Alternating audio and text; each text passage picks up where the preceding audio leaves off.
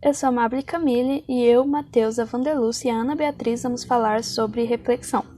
Sendo um fenômeno que encontra exemplos tanto na física ondulatória como na física de corpos materiais, é natural desconfiar que há uma explicação comum aos dois tipos de comportamento. Historicamente, o primeiro a formular uma explicação para a reflexão, especificamente a da luz, foi Heron de Alexandria. Utilizando-se do princípio aristotélico que diz que a natureza nada faz de modo mais difícil, argumentou que a luz percorre o menor caminho entre dois pontos quaisquer.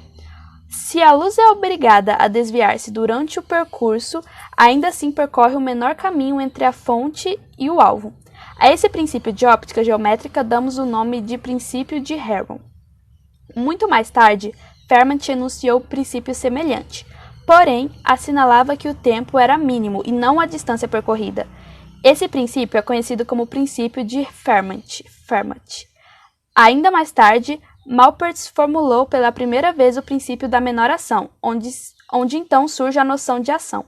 Entretanto, dentro do ponto de vista do cálculo da variação, melhor seria chamar a esse princípio de princípio da ação estacionária, já que, na verdade, a condição é de se achar um extremante para a função ação.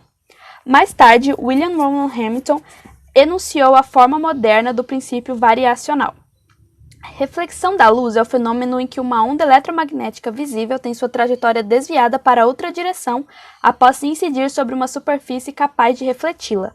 Quando acontece uma mudança da direção de propagação de energia, ocorre que a luz volta e se reproduz no meio da origem. Depois ela começa a refletir sobre o objeto ou uma superfície. O que é a reflexão da luz?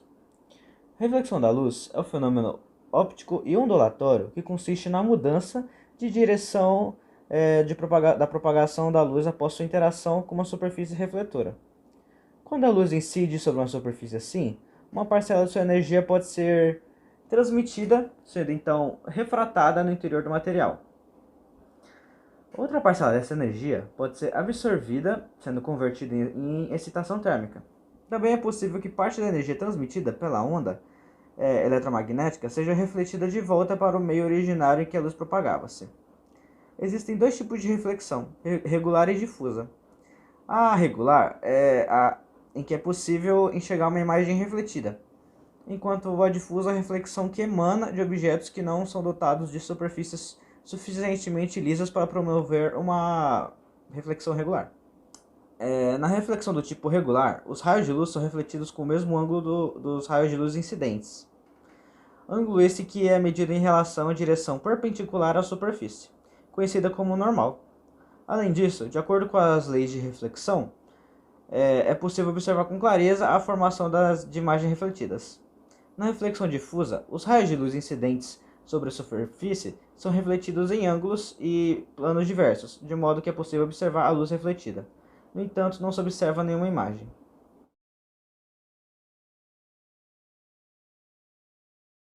Na figura mostrada agora há pouco, está acontecendo uma reflexão difusa, também conhecida como difusão da luz. Os raios de luz incidem paralelos uns aos outros sobre uma superfície irregular e são refletidos em várias direções. É isso que possibilita a visualização de objetos sobre ângulos variados, pois como os raios de luz espalham-se, eles chegam aos nossos olhos, independentemente da nossa posição. É por isso que a gente consegue ver tudo o que se passa ao nosso redor.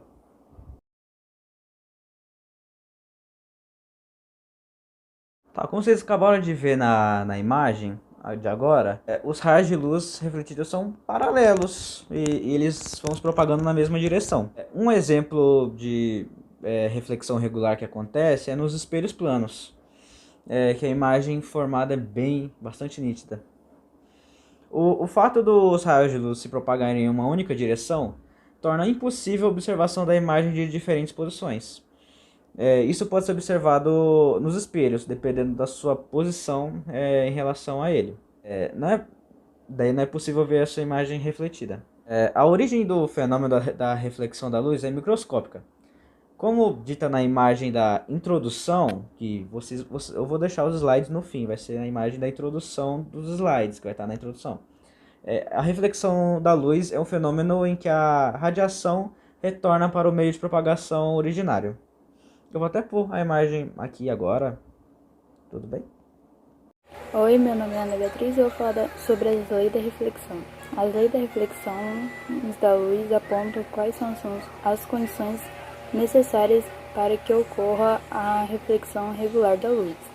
A primeira lei da reflexão estabelece que a direção normal e os raios de luz incidentes e refletidos são contidos no mesmo plano. O ângulo de incidências do raio de luz em relação à reta normal é igual ao ângulo de reflexão. Em resumo, a primeira lei da reflexão afirma que os raios de luz incidentes e refletidos precisam formar o mesmo ângulo com relação à direção normal. A segunda lei da reflexão da luz afirma que os raios de luz incidentes e refletidos precisam estar contidos ao mesmo plano. A figura a seguir ilustra o princípio da reflexão regular descrito pelas leis da reflexão. Observe a figura mostra um raio de luz incidente sobre um espelho sendo refletido de acordo com as leis da reflexão. Olá, eu sou a aluna Wanderlucy e eu vou falar sobre reflexões de espelhos planos. A luz refletida nos espelhos ocorre de forma regular e a imagem são transmitidas de formas virtuais. Para que ocorra a reflexão da imagem da luz nos espelhos, precisamos ter o raio de luz incidente e o raio de luz refletido tendo o mesmo ângulo, como podemos ver aqui. Aqui a imagem está refletida aqui os raios de luz incidente batem no espelho refletor e aqui os raios de luz refletido formam a imagem. Lembrando que esses raios de luz sempre devem estar na mesma direção, nunca dentro, nunca fora, para que a imagem possa ser formada. A imagem é formada por dois prolongamentos de raio de luz, aqui ó, que é refletida atrás do espelho. Então, todo objeto vai ter a mesma distância do espelho, vai ter atrás do espelho. E todo o tamanho que vai ter vai ser refletido aqui da mesma forma. Nos espelhos também ocorre uma função que é chamada de enantiomorfismo. É onde uma figura se encontra de um lado e quando reflete na luz, com a luz no espelho, ela é girada de uma forma em 180 graus na forma horizontal. E é por esse motivo, quando colocamos a nossa mão direita, na direção do reflexor, do espelho reflexor, ela aparece como a mão direita, porque essa imagem produzida vai bater no espelho e vai ser girada de forma de 180 graus. Então aqui a gente tem um exemplo do cruzamento, do prolongamento, que é o raio de luz, do incidente do raio refletivo, que aqui a gente tem o mesmo ângulo, e quando ele bate aqui, ele vai ser refletido atrás da luz, ó, no mesmo ângulo.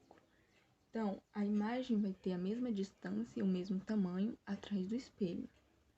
Bom, agora eu vou falar como funcionam os espelhos esféricos, principalmente agora os convexos. Os espelhos esféricos têm as mesmas leis de um espelho de reflexão lisa. Eles têm que ter os ângulos da mesma forma e a mesma direção. Uma característica dos espelhos esféricos é que eles são divergentes. Eles não têm um único ponto de reflexão. Eles têm mais de um ponto de reflexão e onde essas reflexões são diretamente afastadas. Para entender a formação de imagem, eu trouxe aqui um desenho para a gente saber sobre os principais pontos. O primeiro ponto é o que incide ao paralelo do eixo que ocorre em direção ao foco. Por os espelhos serem divergentes, o que passa aqui pela reflexão é os prolongamentos, que vai em direção ao foco. Outro ponto é o raio notável que incide em direção ao vértice, que é esse daqui, que também faz cruzamento ao prolongamento. E quando esses dois prolongamentos se cruzam, quando tem a formação desses dois prolongamentos aqui, do primeiro ponto com o segundo ponto se forma, é aonde forma a imagem. E assim, a imagem é retorcida e se torna menor. E assim que ocorre nos espelhos esféricos. Nos espelhos esféricos, a gente tem alguns pontos, que é a posição do objeto, a vértice, a posição do objeto pelo reflexo, o ponto focal e o centro de curvatura do espelho. Então, não importa onde o objeto esteja, se esteja perto do espelho ou longe, vai ocorrer a mesma forma de redução da imagem, por conta desse cruzamento aqui. Para finalizar, agora eu vou mostrar todos o slide que a gente tinha preparado para a aula. A gente não leu o slide em todo esse vídeo, a gente preparou um roteiro e cada um memorizou e leu. E é isso, o nosso slide a gente não leu nada do slide, a gente usou umas imagens que a gente teve que usar porque a gente iria usar na hora da aula, assim, tudo bem. E é isso, só aproveita o resto do vídeo e obrigado.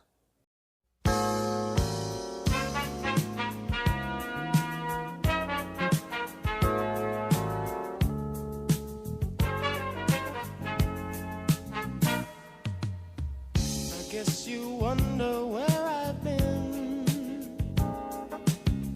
I searched to find the love within. I came back to let you know. Got a thing for you, and I can't let go. My friends wonder what is wrong with me. Well, I'm in a daze from your love, you see. I came back to let you know. Got a thing for you, and I can't let go. Some people go around the world for love, and they may never find what they dream of. What you won't do to do for love. You tried everything, but you don't give up. In my world, only you make me do for love what I would not do. My friends wonder what is wrong with me. Well, I'm in the daze from your love, you see. I came back to let you know. Got a thing for you, and I can't let go. Although I only want the best, it's true. I can't believe the things I do for you. What you won't do for love. You've tried everything, but you won't give up. In my world, only you made me do for love what I would not do. Made me do for love what I would not do. Make me do for love what I would not do. Make me do